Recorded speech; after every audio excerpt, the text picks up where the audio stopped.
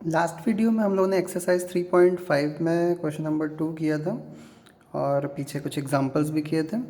Question number 3 already हम लोग कर चुके हैं क्रॉस मल्टीप्लिकेशन मेथड टॉपिक में, और अब क्वेश्चन नंबर 4 जिसमें है वर्ड प्रॉब्लम्स, इनको हम लोग करेंगे।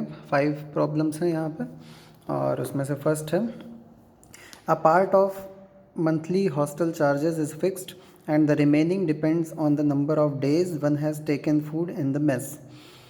किसी हॉस्टल में जो चार्जेस हैं वो कुछ इस तरह से हैं कि उसका एक पार्ट फिक्स्ड है और दूसरा हिस्सा जितने दिन कोई बच्चा या कोई स्टूडेंट वहाँ पर खाना खाता है, फूड लेता है, उसके अकॉर्डिंग चार्जेस पड़ते हैं।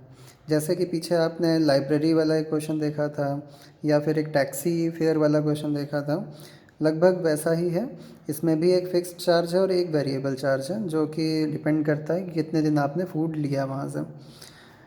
अब यहाँ पर देखिए दो केसेस दिए होंगे।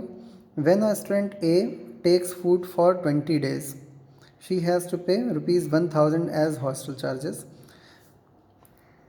Where as a student B who takes food for 26 days pays ₹1180 as hostel charges.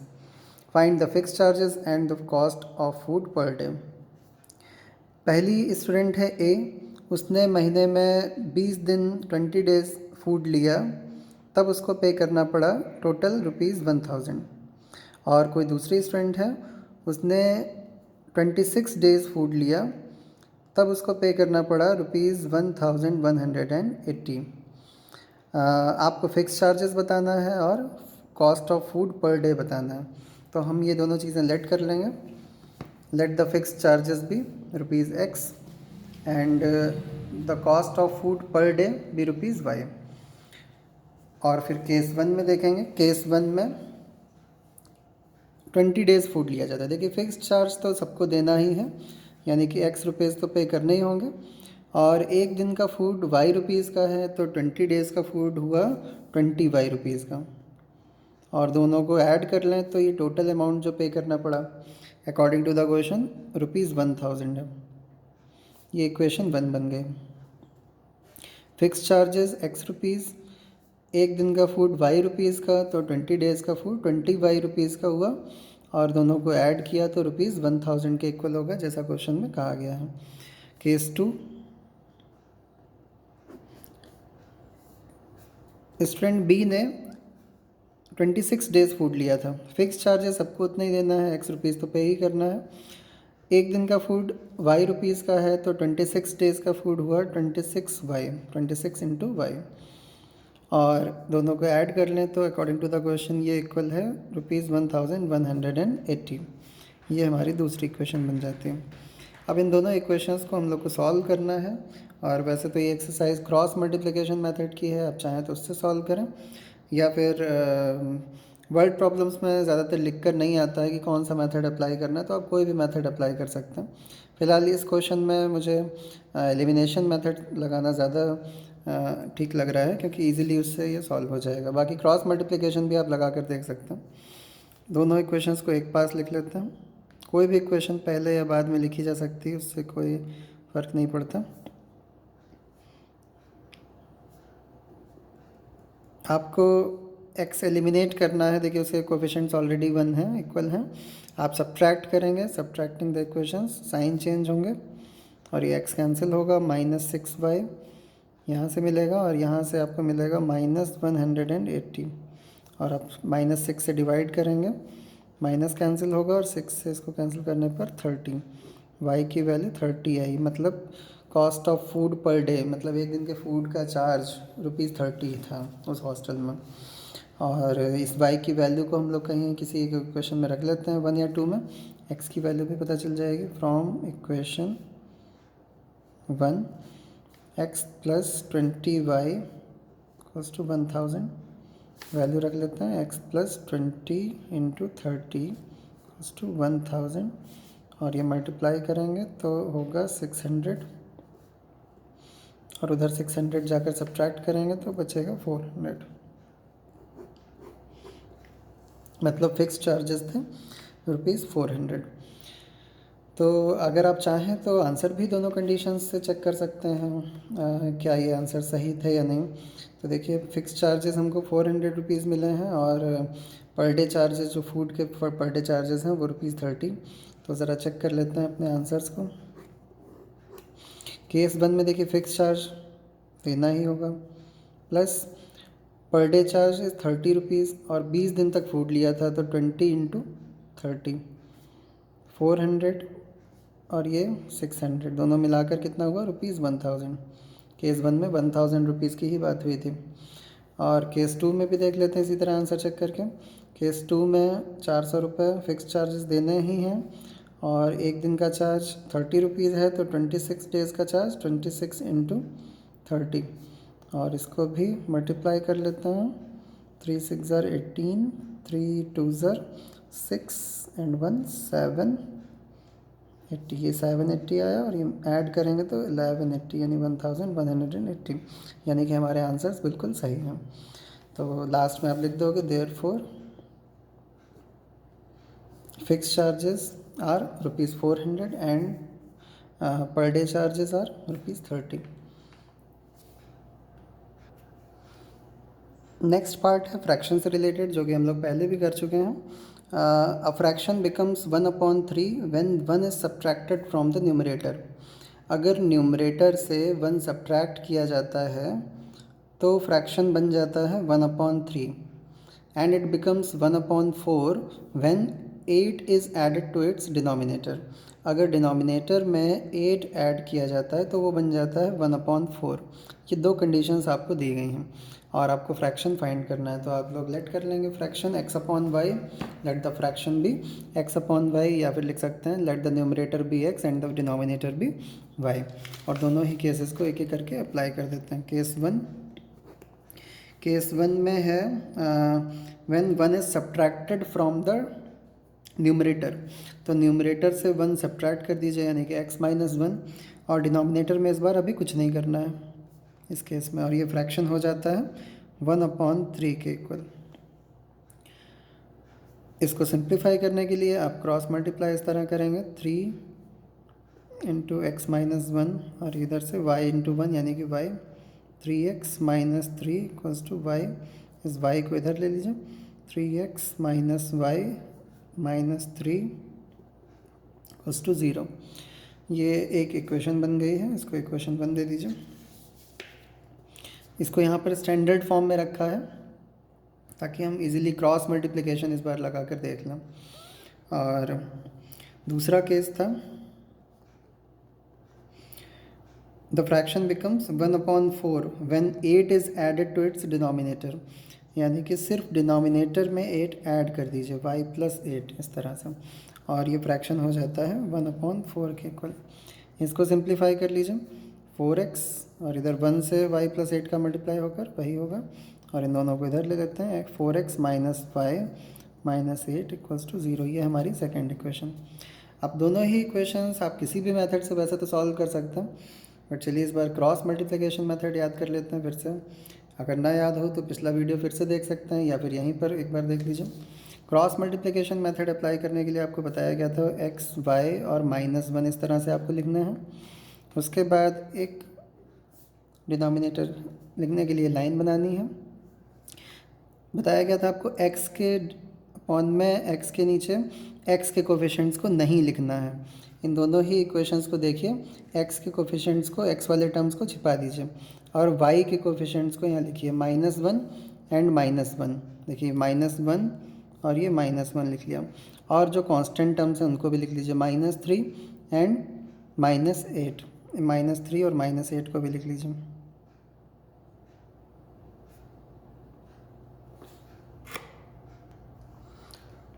ये मैंने यहाँ से माइनस हटा दिया है, गलती से लग गया था।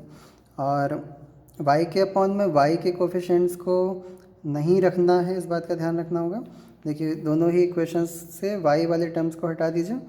पहले कांस्टेंट टर्म्स -3 एंड -8 इनको नोट कर लीजिए, और x के कोफिशिएंट्स यानी कि 3 और 4 इनको यहाँ पर नोट कर लीजिए। फिर 1 के अपॉन में कांस्टेंट टर्म्स को नहीं रखना है, मतलब ये कांस्टेंट टर्म्स हटाएंगे और बाकी जो x के और y के कोफिशिएंट्स हैं उनको लिखेंगे, यानी कि 3 और 4 और -1 और -1। साइक्लिक ऑर्डर में लिखा जाता है, जैसे y के नीचे y वाले कोफिशिएंट जब आपने नहीं लिखे थे तो पहले कांस्टेंट वाले टर्म्स लिखे थे, फिर x के कोफिशिएंट्स लिखे थे। तो इस तरह से आप इनको लिख लेते हैं। फिर आप क्रॉस मल्टीप्लाई करते हैं, याद होगा आपको, इस तरह से क्रॉस मल्टीप्लाई किया गया था और बीच में माइनस का साइन खुद से याद रखा था, या तो फिर बुक में दिया हुआ फार्मूला भी आप यूज़ कर सकते हैं। पिछले वीडियो में जब क्रॉस मल्टीप्लिकेशन मेथड बताया था तब वो फार्मूला भी सबसे ऊपर मेंशन किया था, आप देख सकते हैं। एक बार फिर से वो वीडियो ज़रूर देखिएगा, हो सकता है आप लोग भूल गए हों। तो मल्टीप्लाई कर लेते हैं और यहाँ से अपर लेफ़्ट कॉर्नर से शुरू करते हैं। इधर से मल्टीप्लाई करेंगे -1 और -8 को, हमको मिलेगा +8, और इन दोनों को मल्टीप्लाई करेंगे तो +3 मिलेगा, बट हमें बीच में अपने पास से माइनस लगाना है जैसा कि फार्मूले में होता है। y के अपॉन में देखिए 4 × 3 12, और ये -12 है, और बीच में माइनस खुद से लगाना है। इन दोनों को मल्टीप्लाई करके -24 मिलेगा, जिसको इस तरह ब्रैकेट में लिखना है। फिर 1 यहाँ पर देखिए 3 × -1 -3, और बीच में माइनस खुद से लगाना है। 4 × -1 -4। अब इसको सिंप्लीफाई करना है, बीच में खुद से माइनस लगाना बिल्कुल ना भूलें, वरना पूरा रॉन्ग हो जाएगा। x/8 -3 यानी कि 5, और ये y/ यहाँ पे -12, और ये हो जाएगा +24, और इधर से -3 और ये माइनस से +4। अब देखिए आपको क्या मिल रहा है, x/5 यहाँ से आपको मिल रहा है 12, और यहाँ से -3 एंड +4 से 1/1। अब एक बार इसको कांस्टेंट के इक्वल रखते हैं और एक बार इसको कांस्टेंट के इक्वल रखते हैं। जब आप x/5 और 1/1 को इक्वल में रखेंगे तो आपको x की वैल्यू ऑब्वियस सी बात है 5 मिल जाएगी, बहुत ही सिंपल। और इसको जब आप इसके इक्वल रखेंगे तब आपको y की वैल्यू 12 मिल जाएगी।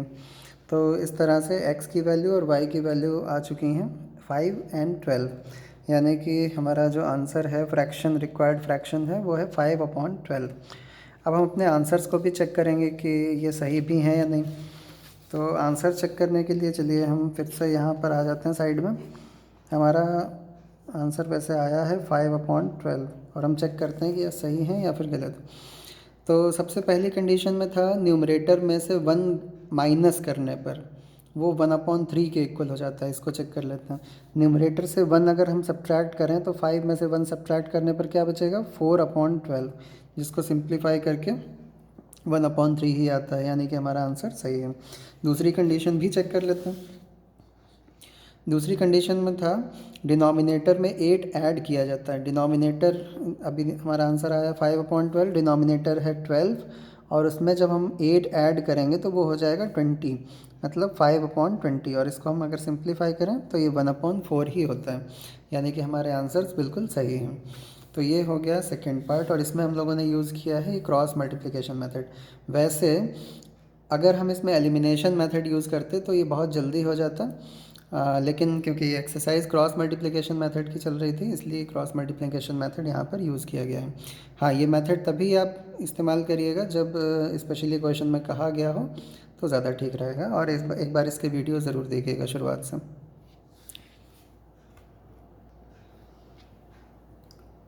नेक्स्ट पार्ट में देखिए, Yash scored 40 marks in a test, getting 3 marks for each right answer and losing 1 mark for each wrong answer.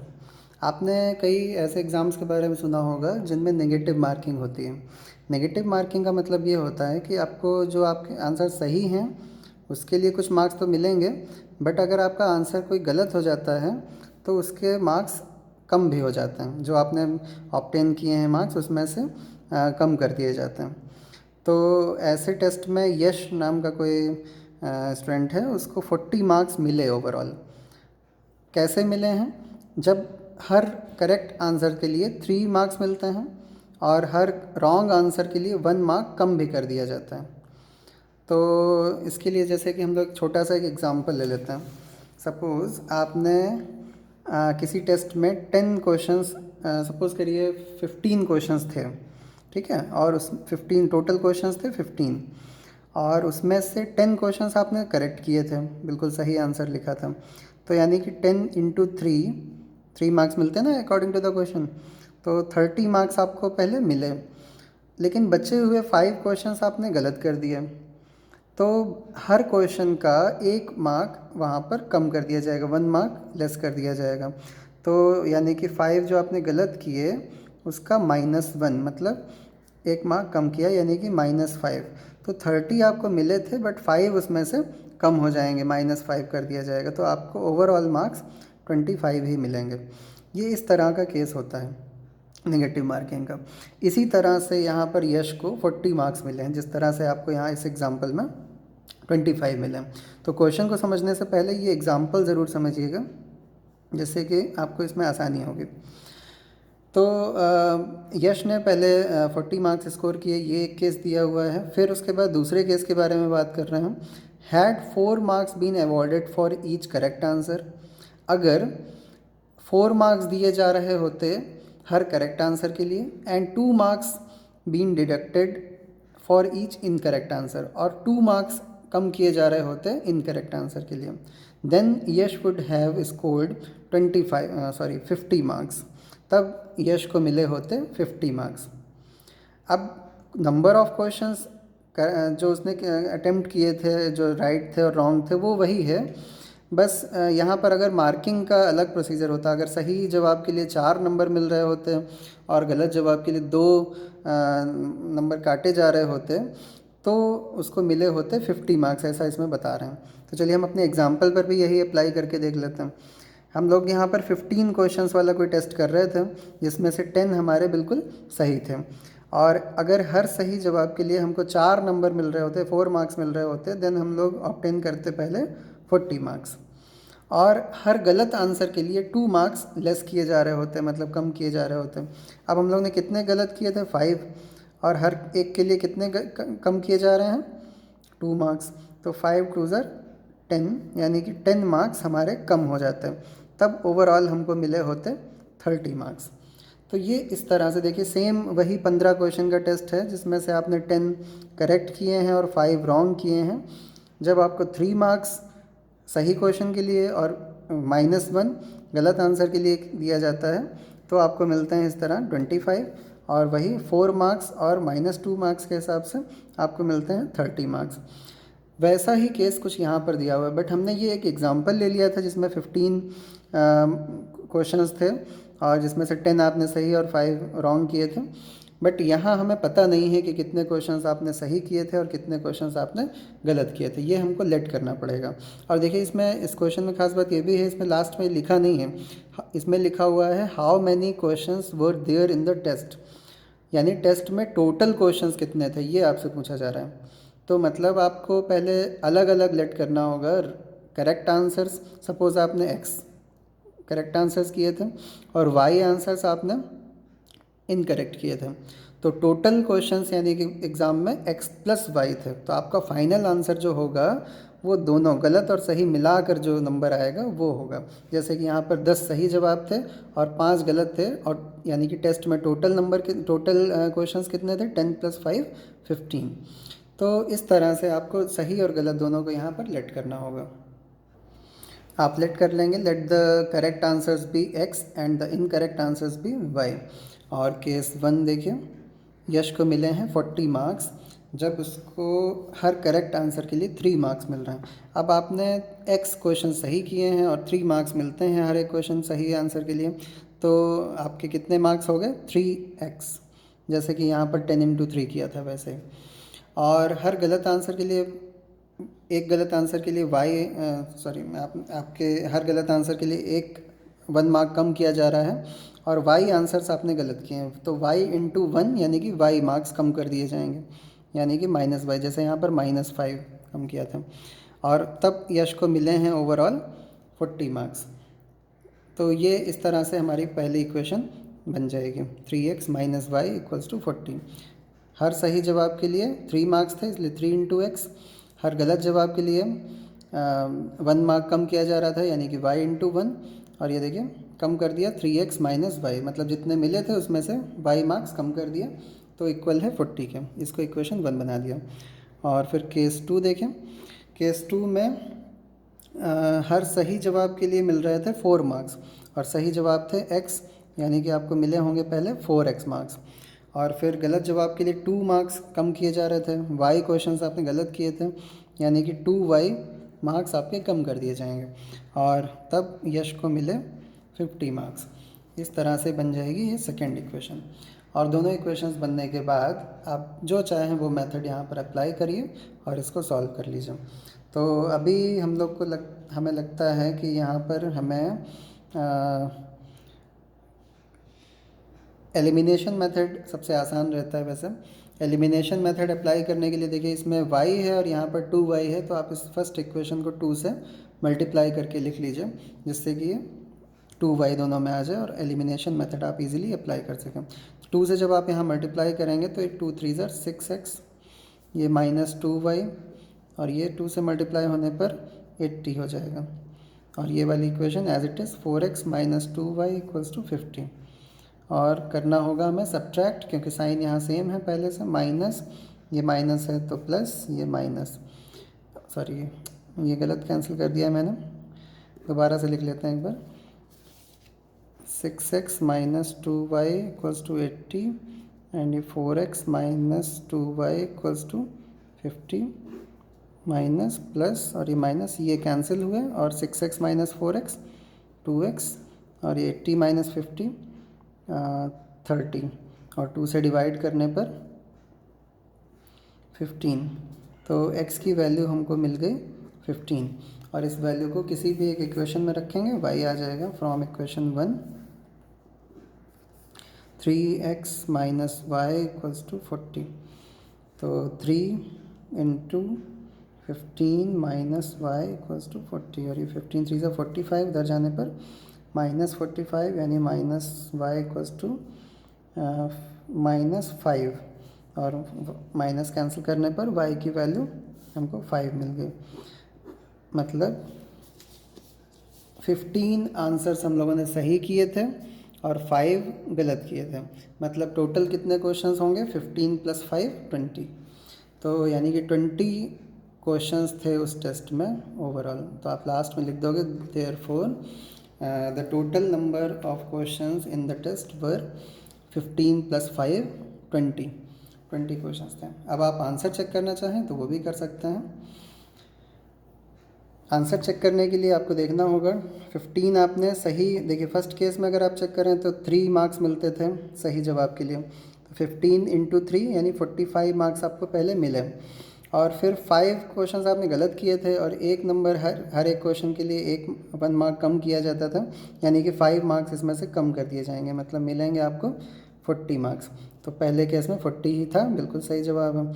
और केस 2 में 4 मार्क्स मिलते थे हर सही जवाब के लिए। तो देखिए सही जवाब कितने दिए? 15 × 4 60 मार्क्स पहले आपको मिले। और फिर उसके बाद हर क्वेश्चन, हर गलत आंसर के लिए आपको 2 नंबर 2 मार्क्स कम कर दिए जाते थे। तो यानी 5 × 10 मार्क्स आपके कम कर दिए जाएंगे, यानी 60 - 10 50, यानी कि आपका आंसर बिल्कुल सही है। देखिए 50 मार्क्स ही वहाँ पर बताया गया था। ये ज़रूरी नहीं है करना, बट अपने सेटिस्फैक्शन के लिए इसको साइड में कर लेना चाहिए। और कभी कभी क्वेश्चन में भी दे देते हैं कि चेक योर सोल्यूशन, तो आपको फिर ये प्रॉपर ठीक से करना होता है। तो ये था हम लोग का थर्ड पार्ट, जो कि काफ़ी इम्पोर्टेंट है। इसको बहुत ध्यान से एक बार फिर से पूरा समझ लीजिएगा, वीडियो को रिपीट करके देख लीजिए। ऐसे ही और बहुत सारे क्वेश्चंस आपको अलग अलग बुक्स में मिल जाएंगे, जिसमें ये नंबर्स अलग होंगे, कभी 3 मार्क्स मिल रहे हैं तो कभी 4 होंगे, कभी कुछ होगा। और ये बहुत ही इंपॉर्टेंट क्वेश्चन है, बार बार देखिए इसको, 2 बार तक ज़रूर देखिए कम से कम। और फिर इसके बाद 4th और 5th पार्ट भी बहुत इंपॉर्टेंट। सारे एक्चुअली एनसीईआरटी में सभी डिफरेंट काइंड ऑफ क्वेश्चन लगभग दिए हुए हैं। फ्रैक्शन वाले क्वेश्चन रिपीट किए गए हैं, और कुछ एज के क्वेश्चंस रिपीट किए गए हैं, बाकी सभी क्वेश्चंस डिफरेंट हैं। और पूरी एनसीईआरटी के सभी क्वेश्चंस ज़रूर करिए इस एक्सरसाइज से। एक्चुअली ये चैप्टर आपको काफ़ी ज़्यादा हेल्प करता है जब आप आगे कॉम्पिटिटिव एग्ज़ाम्स में पार्टिसिपेट करेंगे, या फिर किसी भी एग्ज़ाम में। मैथ भले ही आप 10th के बाद ना लें, लेकिन फिर भी हमेशा ये आपको हेल्प करता है। तो इसलिए अब हम लोग देखते हैं इसका 4th पार्ट। नेक्स्ट पार्ट में देखिए, places A and B are 100 kilometre apart on a highway. कोई दो प्लेसेस हैं ए और बी, और किसी हाईवे पे 100 किलोमीटर के डिस्टेंस पर हैं। उनके बीच का डिस्टेंस है 100 किलोमीटर, ए और ये B. One car starts from A and another from B at the same time. एक कार ए से चलना शुरू करती है और दूसरी कार बी से चलना शुरू करती है। If the cars travel in the same direction at different speeds they meet in 5 hours.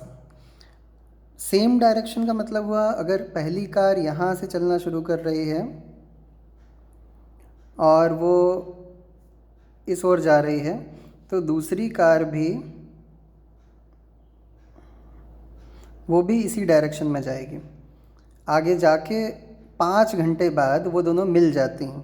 इस बात का मतलब ये हुआ कि इधर वाली कार ज़रूर तेज़ चल रही होगी और ये वाली कार थोड़ी सी धीरे चल रही होगी, तभी तो जाकर आगे मिल पाएंगी। वरना अगर ये वाली कार तेज़ चल रही होगी तो ये तो चलती चली जाएगी, कभी नहीं मिल पाएंगे। तो फिर जैसा क्वेश्चन में बताया गया है, दोनों ही कार्स की स्पीड्स अलग अलग हैं और आफ्टर 5 आवर्स 5 घंटे के बाद किसी प्लेस पर जाकर वो दोनों मिल जाती हैं। सपोज़ कर लेते हैं वो प्लेस सी है, वहाँ पर जाकर दोनों कार्स मिलती हैं। कितने घंटे चलने के बाद? 5 घंटे। 5 घंटे ये भी चलेगी और 5 घंटे ये भी चलेगी। दोनों ही कार्स 5 घंटे चल रही हैं, इस बात का काफ़ी ध्यान रखिएगा। और हम लोग को दोनों की स्पीड पता करनी है, तो हम लेट कर लेते हैं। Let the speed of first car या कार ए लिख सकते हैं be x kilometre per hour and the speed of car be y kilometre per hour. आप ये स्टेटमेंट्स यहाँ पर लिख दीजिएगा, ठीक है। फिर उसके बाद में वो 5 घंटे के बाद मिल जाते हैं। इसका हम किस तरह से यूज़ करेंगे ज़रा देखिएगा। आपको एक फार्मूला पता होगा, distance equals to speed into time, या speed equals distance upon time पढ़ा होगा, उसी से बना distance equals speed into time. हम लोग इसका यूज़ करेंगे। Distance travelled by first car by car A लिख सकते हैं इन 5 आवर्स। 5 घंटे चलने के बाद मिली थी ना, तो हम 5 घंटे में कितना डिस्टेंस ट्रेवल किया होगा, मतलब यहाँ से यहाँ तक का पूरा डिस्टेंस इस कार ने, ये हम लोग निकाल लेते हैं। डिस्टेंस इक्वल्स होता है speed into time.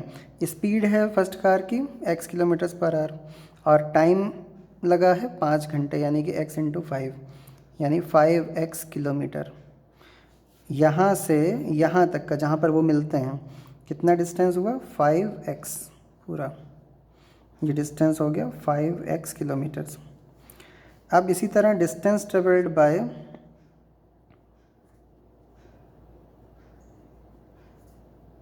Car B, जो दूसरी कार है उसने 5 घंटे, उसने भी यहाँ से यहाँ तक का डिस्टेंस 5 घंटे में ही ट्रेवल किया था, तो ये कितना डिस्टेंस है उसके अकॉर्डिंग वो देख लेते हैं। इन 5 आवर्स इसकी speed y kilometre per hour और इसको भी टाइम लगा है 5 घंटे, यानी कि 5y किलोमीटर। तो यहाँ से यहाँ तक का डिस्टेंस यानी कि कितना हुआ? 5y। ये अब ज़रा इस रे डायग्राम को देखिए और इससे समझिए कि आप क्या इक्वेशन बना सकते हैं। यहाँ से यहाँ तक का पूरा डिस्टेंस है 5x और यहाँ से यहाँ तक का डिस्टेंस है 5y, और ये इतना distance according to the question 100 kilometres है। तो इन तीनों में क्या रिलेशन हुआ आप ज़रा देखिए। 5x में से ये 5y अगर हटा दिया जाए, पूरा 5x है, इसमें से 5y हटा दिया तो वो किसके इक्वल है? 100 के। यही हमारी इक्वेशन बन जाएगी 5x minus 5y equals to 100। 5x minus 5y equals to 100, ये इक्वेशन बनी। ये देखिए 5 से हर जगह डिविजिबल है, 5 से पूरी डिवाइड कर देता हूँ। यहाँ पर x बचेगा, यहाँ पे y, और यहाँ पर 5 से डिवाइड करने पर 20, और इसको बना देते हैं इक्वेशन 1। फिर उसके बाद केस 2 देखें, फिर से क्वेश्चन में आइए वापस। केस 2 में लिखा है if they travel towards each other.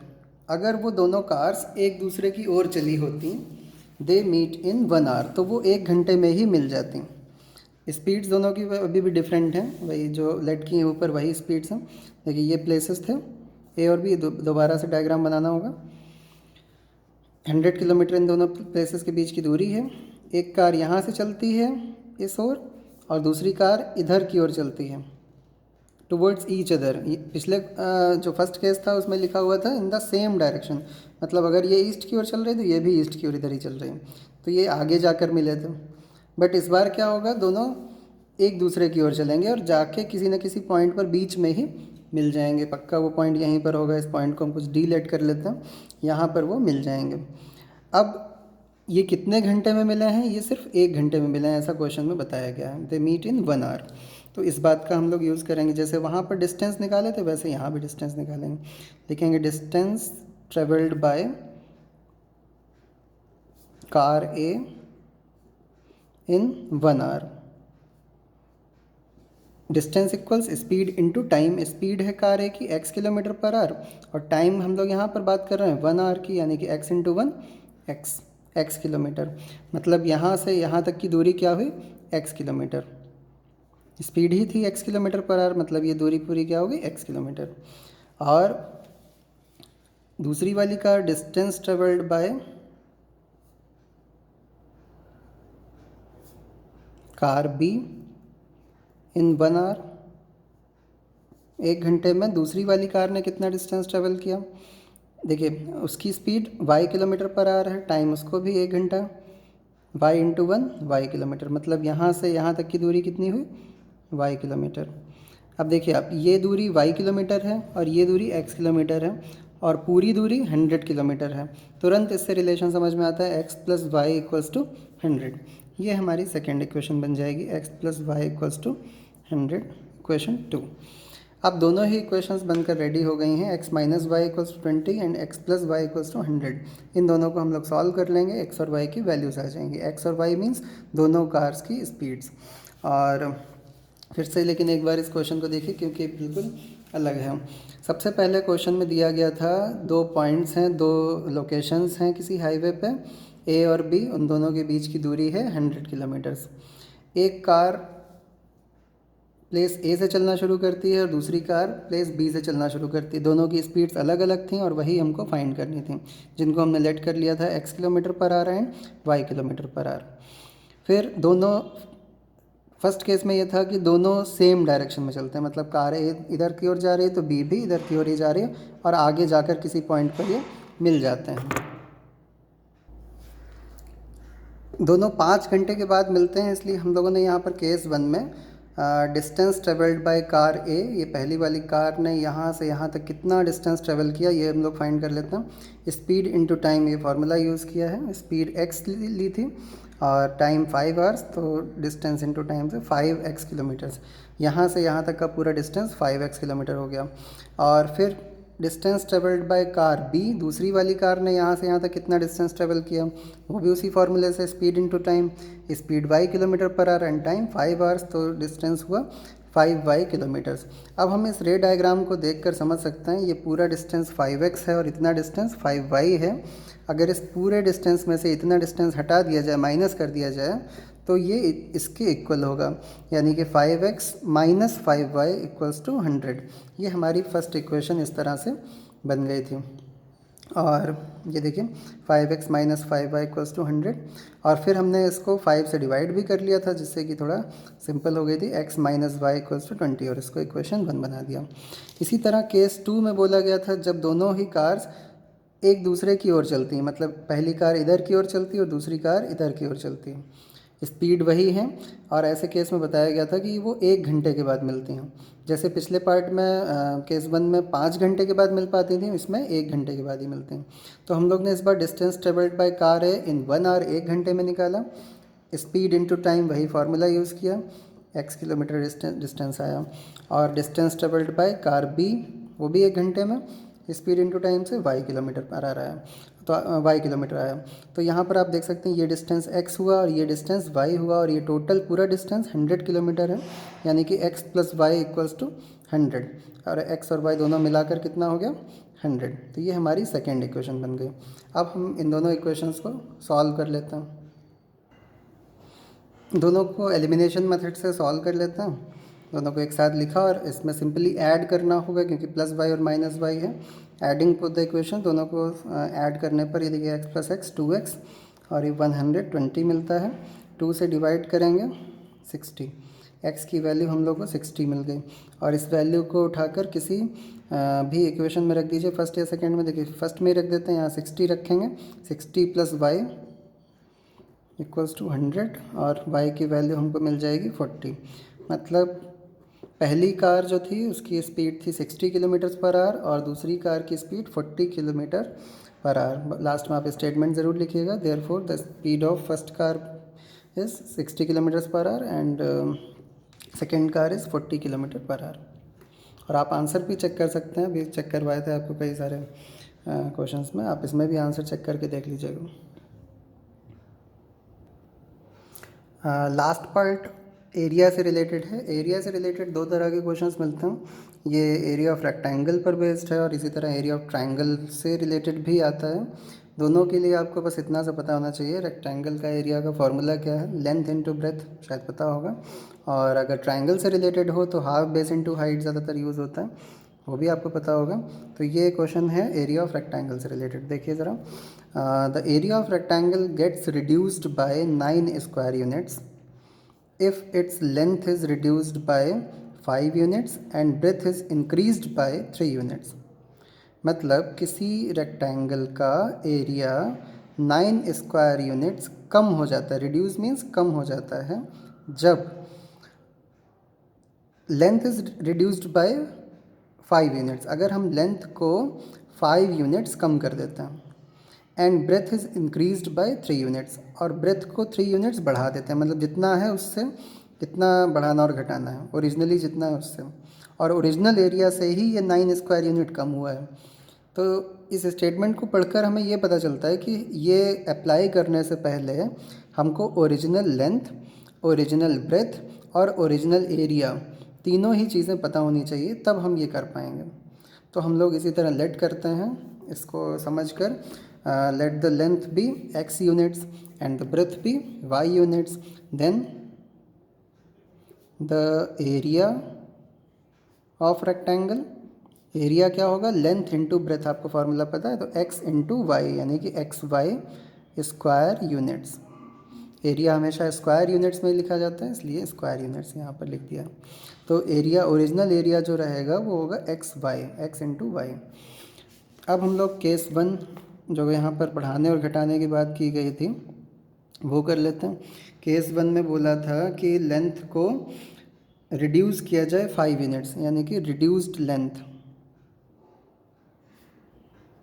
Length वैसे ओरिजिनली है x और अभी कम कर दी गई 5 यूनिट, तो हो गई x - 5 यूनिट्स, ठीक है। और ब्रेथ को बढ़ाया गया था कितना, 3 यूनिट्स, तो इंक्रीज्ड, या आप न्यू भी लिख सकते हैं, रिड्यूस्ड इंक्रीज्ड ना लिखना चाहें तो न्यू लेंथ न्यू ब्रेथ भी ऐसा भी लिख सकते हैं, ठीक है।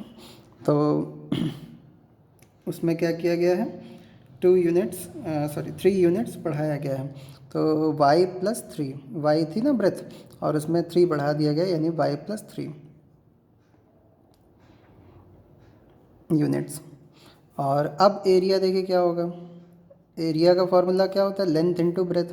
लेंथ अब ये हो गई है, ब्रेथ अब ये हो गई है, तो लेंथ इंटू ब्रेथ यानी कि x - 5 इंटू वाई + 3, मल्टीप्लाई दोनों को कर देंगे तो ये न्यू एरिया हो जाएगा। ये बिल्कुल उसी तरह है जैसे कि कोई सपोज़ करिए कोई इतना बड़ा रेक्टेंगल था, ठीक है, और इसकी जो सपोज़ ये डायमेंशंस थे 10 थे और ये 4 था, लेंथ और ब्रेथ। पहले इतना था तो इसका ओरिजिनल एरिया 10 इंटू 4 40 हुआ, लेकिन अब लेंथ को 5 कम कर दिया जाए यानी 10 - 5 5 कर दिया जाए, और ब्रेथ को 3 यूनिट बढ़ा दिया यानी 4 + 3 7 कर दिया जाए, तब जो नया रेक्टेंगल बनेगा उसका एरिया कुछ और होगा। तो इसी तरह से यहाँ पर भी किया गया है, जो अब कुछ और एरिया होगा वो क्या होगा, जो अब लेंथ और ब्रेथ है उससे आएगा। जैसे कि यहाँ पर 5 और यहाँ पर 7 से 35 देखिए आ रहा है, तो कुछ ना कुछ अलग हो जाता है, ये बात हमको समझनी है। तो एरिया ये जो न्यू एरिया है वो ये हुआ। अब अकॉर्डिंग टू द क्वेश्चन जो न्यू एरिया आता है वो रिड्यूस हो जाता है पहले वाले से कम हो जाता है। कितना कम हो जाता है, 9 स्क्वायर यूनिट्स। तो एक साइड में आप ये वाला एरिया लिखिए जो अभी आप लेकर आए हैं x-5 इंटू वाई प्लस 3, और दूसरे साइड में जो ओरिजिनल एरिया था उसको लिखिए x5। अभी ये इक्वल नहीं है, ये वाला एरिया कम हो चुका है। तो इक्वल करने के लिए आपको क्या करना है, ये ज़्यादा है और ये कम है, तो जो ज़्यादा है या तो उसमें से कम करिए या फिर जो कम है उसमें +9 करिए, तब ये इक्वल हो जाएंगे। तो हमने देखिए यहाँ पर जो ओरिजिनल एरिया है उसमें से 9 कम कर दिया है और ये इक्वल में रख दिया। अब हम इनको सिंप्लीफाई कर लेते हैं, मल्टीप्लाई करते हैं x into y XY, x into 3 -5 into y -5y, और ये -15 इक्वल्स टू XY -9। XY देखिए दोनों साइड आएगा, कैंसिल होगा और आपको मिलेगा 3x -5y, और इस +15 को उधर -15 को उधर भेजिए +15, और 15 में से फिर ये 9 माइनस भी हो जाएगा तो मिलेगा हमको 6।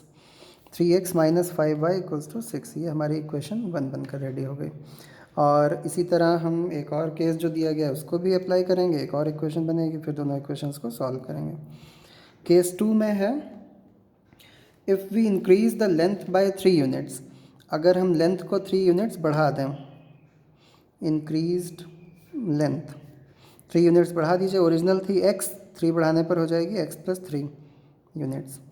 और ब्रेथ में बोल रहे हैं and breadth by 2 units, breadth में भी बढ़ाने के लिए ही बोल रहे हैं, इंक्रीज्ड ब्रेथ बढ़ा दीजिए इसको 2 यूनिट्स बढ़ाइए, तो y + 2, ओरिजिनल y थी, 2 बढ़ाने पर y + 2 यूनिट्स हो गए। और अब एरिया क्या हो जाएगा, new area length into breadth. अब जो लेंथ और ब्रेथ हो गए हैं उनको मल्टीप्लाई करके आ जाएगा new area x + 3 into y + 2। और बोला गया है अगर हम लोग ऐसा करते हैं तो new area 67 square unit increase हो जाता है पहले से। मतलब एक साइड में ये जो भी एरिया निकाला है ये रखिए और दूसरे साइड में ओरिजिनल एरिया रखिए। ये वाला एरिया इस बार बड़ा है, ज़्यादा है, +67 यूनिट्स है। तो इक्वल करने के लिए क्या करना होगा, जो कम है उसमें 67 ऐड करना होगा और ये हो जाएंगे इक्वल। और इनको सिंप्लीफाई करने से फिर से एक इक्वेशन बन जाएगी, x into y XY + 2x + 3y + 6 equals to XY + 67। XY cancel होंगे और ये 2x + 3y इक्वल्स टू 67, और इधर आने पर -6 यानी कि 61। 2x + 3y इक्वल्स टू 61, ये हमें दूसरी इक्वेशन मिल गई। अब इन दोनों इक्वेशंस को हमें सॉल्व करना होगा और सॉल्व करके हमें मिलेंगे x और y की वैल्यूज़, यानी कि dimensions of the rectangle, length और ब्रेथ। तो चलिए इनको सॉल्व करते हैं। सॉल्व करने के लिए दोनों इक्वेशंस को पहले एक पास लिख लेते हैं। 3x - 5y equals to 6 and 2x + 3y equals to 61, ये फर्स्ट और ये सेकंड। इनको सॉल्व करने के लिए अगर एलिमिनेशन मेथड आपको अप्लाई करना है तो देखिए किसी एक में मल्टीप्लाई करके काम नहीं चलेगा, दोनों में करना पड़ेगा। देखिए यहाँ 3 है, यहाँ 2 है, इस इक्वेशन को 2 से करिए, इसको 3 से करिए, तो ये कोफिशिएंट्स इक्वल हो जाएंगे, 6 हो जाएंगे। या फिर अगर आप यहाँ पर देखें y के लिए तो यहाँ 5 है और यहाँ 3 है, एक में काम नहीं चलेगा, इसको आपको 3 से करना होगा और इसको आपको 5 से करना होगा। अब जो आपको अच्छा लगे वो आप कर सकते हैं। चलिए y वाला ही करते हैं इस बार। तो फर्स्ट इक्वेशन को 3 से मल्टीप्लाई कर लेते हैं और सेकंड इक्वेशन को 5 से मल्टीप्लाई कर लेते हैं। जब हम फर्स्ट इक्वेशन को 3 से मल्टीप्लाई करेंगे तो देखिए क्या मिलेगा, 3 3 ज़ार 9x, 3 5 ज़ार 15y और 3 6 ज़ार 18। और इसको 5 से करेंगे तो 5 2 ज़ार 10x, 5 3 ज़ार 15y और ये 5 1 ज़ार 5 एंड 5 6 ज़ार 30। इस तरह से ये हमें दो मॉडिफाइड इक्वेशंस मिल जाएंगी जो मल्टीप्लाई करके आई हैं। अब हम इनको सिंपली ऐड कर सकते हैं, सब्ट्रैक्ट नहीं करना है क्योंकि +15 और -15 यहाँ मौजूद है, इनको कैंसिल करिए। ये 19x हो जाएगा और इधर ये दोनों ऐड होकर हमको मिलेंगे 323 और फिर ये 19 डिवाइड में जाएगा और डिवाइड करके मिलेगा हमको 19 1 19 डिवाइड करके हमको मिलता है 17। ये x की वैल्यू आ गई और इस x की वैल्यू को उठाकर किसी भी एक इक्वेशन में रखेंगे, y की वैल्यू आ जाएगी। फ्रॉम इक्वेशन 1 में रख लेते हैं 3 × 17 - 5y = 6 और ये 51 उधर जाने पर -51 6 - 51 और इसे सब्ट्रैक्ट करने पर -45 और -5 से डिवाइड करने पर माइनस कैंसिल होने के बाद 5 9 ज़ा 45, y की वैल्यू 9। मतलब ओरिजिनल लेंथ और ब्रेथ उस रेक्टेंगल के थे 17 और 9। ये हमको ओरिजिनल डायमेंशंस मिल गए। लास्ट में आप लिख देंगे therefore the length of rectangle is 17 unit and breadth is 9 units. तो अब अगर आप आंसर भी चेक करना चाहते हैं तो चेक कर सकते हैं हम। सबसे पहले देखिए ओरिजिनल लेंथ और ब्रेथ ये हैं, तो ओरिजिनल एरिया क्या हुआ ये चेक कर लीजिए। ओरिजिनल एरिया होगा 17 × 9, लेंथ इंटू ब्रेथ करते हैं ना, 17 × 9 यानी कि 153। और फिर उसके बाद जो आपको केसेस बताए गए थे वो करके देख लीजिए। फर्स्ट केस में बोला गया था कि लेंथ को रिड्यूस करिए 5 यूनिट, लेंथ को ज़रा रिड्यूस कर लीजिए 5 यूनिट, कितना मिल जाएगा 12। और ब्रेथ को इंक्रीज़ कर लीजिए 3 यूनिट्स इसको इंक्रीज़ करिए 9 + 3 यानी कि 12, वो भी हो गया। अब लेंथ इंटू ब्रेथ अगर अब करते हैं तो मिलता है 144 और बोला गया था कि पहले वाले से 9 कम है, तो ज़रा चेक करिए क्या पहले वाले से ये 9 कम है। इसमें 9 ऐड करेंगे 144 + 9 तो 153 ही तो मिलेगा ना, तो यानी कि हमारा आंसर सही आ रहा है। और जो सेकंड केस है उससे भी आप चेक कर लीजिए। सेकंड केस में बोला गया था लेंथ को 3 यूनिट्स इंक्रीज़ करिए यानी कि 17 + 3 20 और ब्रेथ को 2 यूनिट्स इंक्रीज़ करिए यानी कि 9 + 2 11 और फिर इनको ज़रा मल्टीप्लाई करके देखिए। एरिया मतलब आएगा लेंथ इंटू ब्रेथ 11 2 ज़ा 22 220 और ये बोला गया था कि पहले वाले से 67 ज़्यादा है, तो पहले वाले में 67 ज़रा ऐड करिए, देखिए यही आ रहा होगा 153 में 67 ऐड करके देख लीजिए 7 + 3 10 और ये 6 5 11 1 12 और ये 220 देखिए आ रहा है, तो यानी कि हमारा आंसर सही है। तो ये रफ वर्क है, आंसर चेक करना कभी कभी क्वेश्चन में दे देते हैं, वैसे अपने सेटिस्फैक्शन के लिए आप बाद में चेक कर सकते हैं। तो ये थे 3.5 के 5 क्वेश्चन जिनको समझाने में आज थोड़ा ज़्यादा टाइम लग गया, बट मैंने क्वेश्चंस को रिपीट भी किया है बीच में समझाते समय। ध्यान से पढ़िएगा और अच्छे से जब समझ में आ जाए, और वीडियो से एक फ़ायदा भी है, आपको एक बार में समझ में नहीं आया तो दोबारा भी आप सुन सकते हैं, तो दोबारा सुनिए 3 बार सुनिए, जब भी समझ में आ जाए फिर इसको रोकिए और फिर से अपने आप एक बार करके देखिए।